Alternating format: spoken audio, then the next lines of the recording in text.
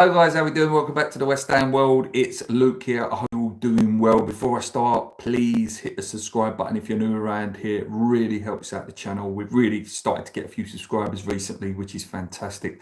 I bet you're all looking forward to this game, aren't you? I'm sure you can hear the sarcasm in my voice for this game on Friday night. It's going to be a long one, isn't it? Just before I start as well, if you keep hearing crashing noises, it's not Stone Cold Steve Austin about to burst in a door and stun me through a table. I live opposite a window factory and they've decided today that they're going to smash all their glass up. So that's a great time anyway. So Friday night, we play Chelsea. First London derby of the season. Current world champions and Conference League champions. A team that I feel are on the up after a bit of a dodgy few years. I feel that Chelsea is slowly coming back to their best, and you would eventually, if you spent the amount of money that they have, you expect them to do that, wouldn't you? There wasn't that great the weekend against Palace. I did watch the game, and obviously Eze had that controversial free kick disallowed. Probably was right, just about right. You know, he did definitely, pull the guy over to create the space. But yeah, they wasn't that great. They wasn't. It was 0-0. But we are not Crystal Palace. We are not. We haven't got their pace, their power, their attacking intent. We'll sit off. We'll pass it about passively. We'll probably get pressed all over the place, get trapped, and end up losing massively again. They've been busy again in the transfer window. Just checking my notes here. So they did bring in Mike Penders in goal. Also brought in Dane can't even say that name. Usongo. Liam Delap, obviously, guaranteed gets his first goal for Chelsea. Like in terms of his first Premier League goal for Chelsea, guaranteed. That's against West Ham, 100 million%, always the case. They brought in Mamadou Sarr from Strasbourg for 12 million.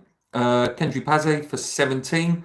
João Pedro, fantastic signing from Brighton for 55 million. Jamie Gittins from Dortmund for 48 million. João Hato for 35 million. And Estefano from Palmeiras. So, they brought in some really good players in terms of outs, like big ones. Kepa went to Arsenal. João Felix went to Al Nassr. Dewsbury Hall went to Everton. Would have been a good signing for West Ham. Brozier went to Burnley. Apart from that, really, that's about it. No doubt Sterling will probably end up at West Ham. But yeah, like I say, the last game, 0-0. Looking at the last time we played them, back in February at the Bridge, we lost 2-1. It's quite a good game, actually. If I remember, we didn't play that bad in that game. But the home game, last time we played them at London Stadium, we lost 3-0. And would you be surprised if that had happened again on Friday night? I wouldn't. Not after the way we played against Sunderland. I can't see any midfielders coming in now that changes it like this quickly. Yes, there's all these rumours, there's bids for this one, that one, and all over the shop. But no one's going to come in time. I expect him to change it a bit. Whether you believe the rumours of the row in the dressing room and all that, who knows? Who knows whether that happened? But he can't start with Rodriguez again. Not that he played bad. We need speed. We need power. I want Potts in there. I would prefer Soucek, Paquetá, to be honest with you, and Potts. We need something. We need to enforce ourselves a bit. I'm hoping this week, if I'm the coach of West Ham, I'm going, okay, we can pass the ball about lovely jubbly, in no risk environments. But let's try and get the ball up moving. Let's try and get forward with the ball. Let's try and pass it forward. And I just don't believe that he's done that. I don't think he can quickly turn it around. I still don't believe that 2-3 midfielders coming in will change it either. They might be a bit more effective on the ball. We might have someone who can break the lines a little bit if we bring someone in. But I still think it would be passive. And I don't see how it becomes attacking and more enforcing ourselves on the opposition. Last time we beat them at the London Stadium, guys. I'm just trying to find my notes here. Bear with me. So last time we beat them at the London Stadium was, bear with me, a little while ago now. So we beat them at the London Stadium. No, it wasn't actually. 2023, we beat them 3-1. There you go. That's the last time we beat them.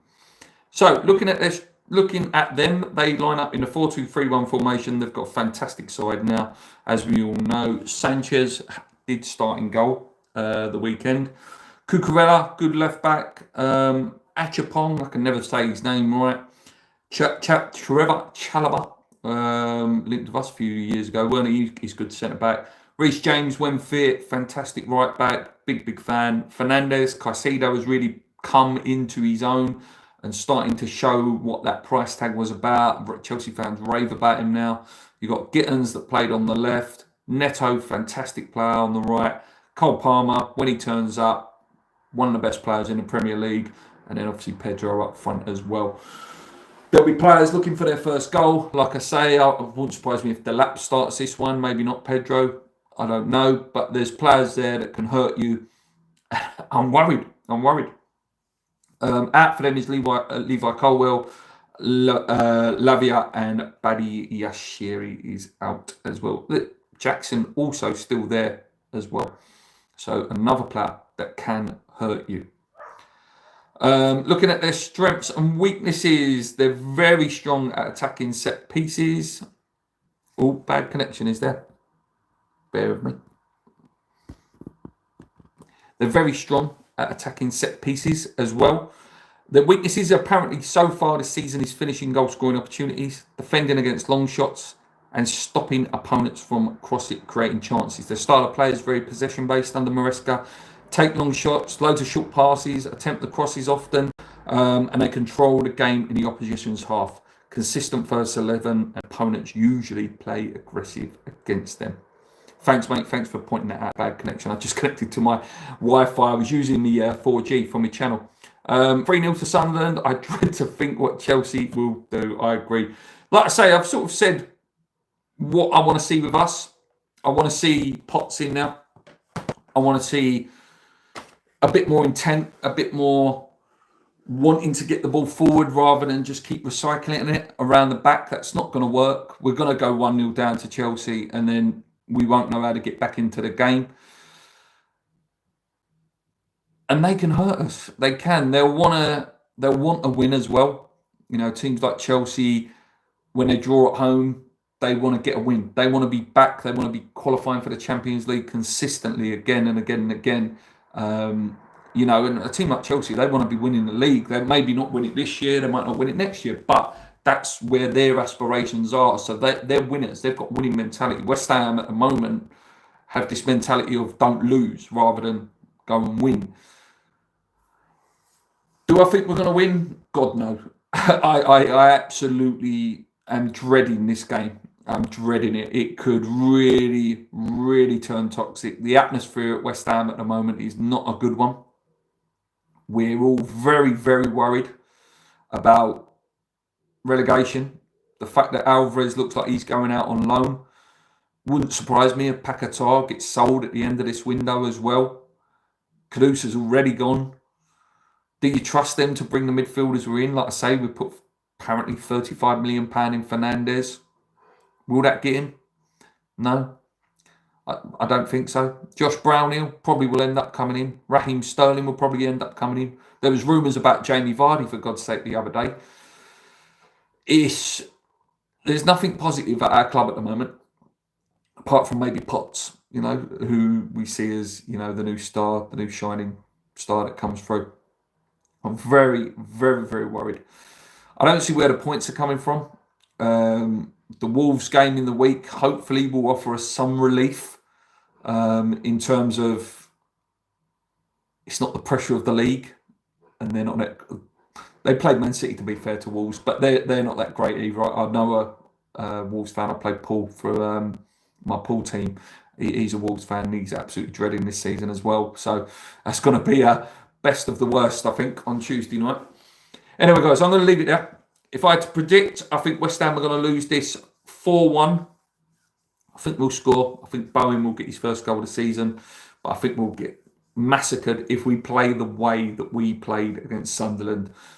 Nothing, unless he's done something miraculous in training, unless they've got together and really had a cards on the table meeting this week and said, look, we're not having that level of performance again.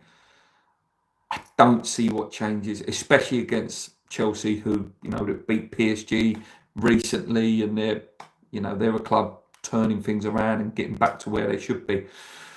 I'm going to leave it there. I've done another video today, guys. Go check it out.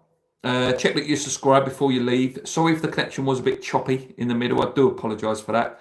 I'll be back with a review probably Saturday morning for the Chelsea game. Until next time, guys, unless something really major happens, like a bid is accepted and medicals happening or whatever. Hopefully something does happen. Hopefully, you know, we've got a couple of days. Hopefully something does happen that we can at least present someone on Friday. I see Gio say that on Hammer's chat, and that was a good point. Just that little bit of positivity that someone walks out half time or before the match and it's Fernandez or whoever we're going to get in. Just that bit of positivity will lift us a little bit, won't it? Anyway, guys, check out my other video. Come on, you irons. Keep believing. Let's go.